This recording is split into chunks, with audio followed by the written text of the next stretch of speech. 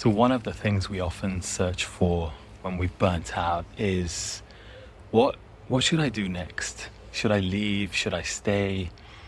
Should I change careers? Should I start again? Should I reinvent my life? And over the last few weeks, what I realized is that beneath all of those questions might be a deeper one. What do you do when you find yourself standing at a crossroads? Not a physical crossroads, a life crossroads. The place where the old way no longer feels sustainable. But the new way hasn't revealed itself either. And I've started calling this the crossroads. And if I'm honest, I think that's where I find myself right now. I've just turned 47, and in the last episode when I was recording, I decided that I want to just go into a retreat just to create some space. And lately I've been reflecting on what comes next. Not because I suddenly dislike my career, and in many ways it's the opposite. I love my career. I've dedicated much of my life, all of my working life to it. I've always been driven by a mission of service, a desire to improve health and well-being, to create conditions where people can thrive.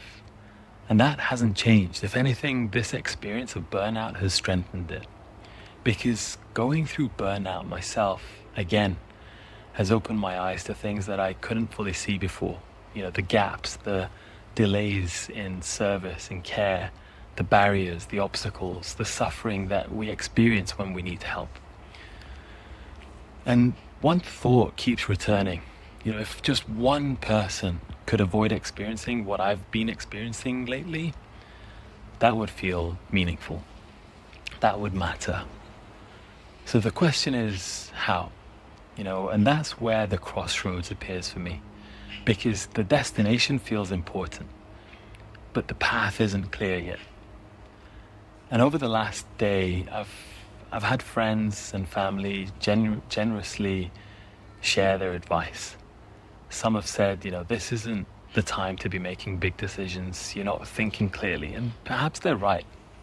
Perhaps when we're burnt out and exhausted, when we're frightened, when we're overwhelmed, it's difficult to know whether we're moving towards something meaningful or simply trying to escape discomfort. And those aren't the same thing. Then someone else offered a different perspective. They suggested that instead of trying to change everything, instead of trying to save the world, which is what we often do as public health people, perhaps I could focus on helping a smaller number of people, closer to home, closer to where I am, closer to what I can actually influence. And I found myself really thinking and liking that idea, not because it's smaller, but maybe because it feels much more human, more real, more immediate. And perhaps that's one of the important things that I'm beginning to notice. The bigger the problem looks, the more powerless we can feel. But the closer we bring it, the more possible it becomes. But even that feels like something to explore rather than something that I've decided. Because right now I don't feel called to certainty, but instead I feel called to curiosity. And maybe that's what the crossroads is really teaching me. That not every season of life is a season for deciding. Some seasons are just for observing. Some are for recovering. Some are for listening. Some are maybe for allowing the noise just to settle. Because one thing that burnout keeps teaching me is that clarity doesn't seem to arrive through force, doesn't arrive through more analyzing and planning and worrying or trying to figure everything out. In fact, I've noticed that the harder I try to force clarity, the further away it seems. Yet, every now and then, when my mind just settles and quietens, when I stop searching quite so hard, something fresh appears, a new insight, a new possibility, a new perspective. And it feels less like something that I've created and much more like something that I've just noticed. Which brings me to the next few days. So before recording this, I realized that what's really on my mind isn't burnout right now. It's the fear of returning to the status quo.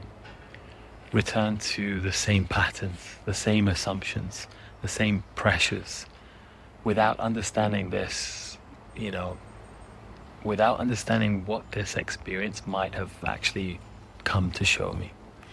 So tomorrow and over the next few days, I'm gonna step away, a retreat of sorts. Not because I expect to return with all of the answers, not because I expect that some grand revelation will come to me, and definitely not because I expect a perfectly mapped out future. But what I'm hoping for is something much simpler.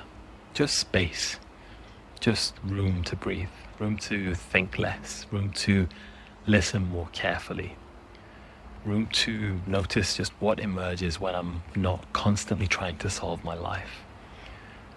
Because right now, I don't think I need more answers.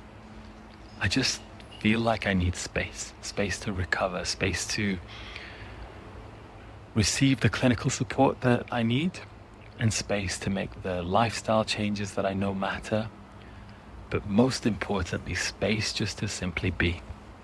And perhaps that's what standing at a crossroads really requires. Not rushing towards a decision, not forcing a direction, not demanding certainty, but trusting trusting that when the noise settles, the next step has a way of revealing itself.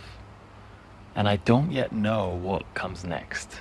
And I don't know whether my work changes. I don't know whether my path changes. I don't know whether I change.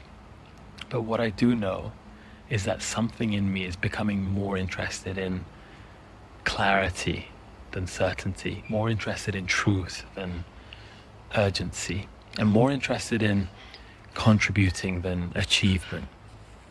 And for now, I think that feels enough.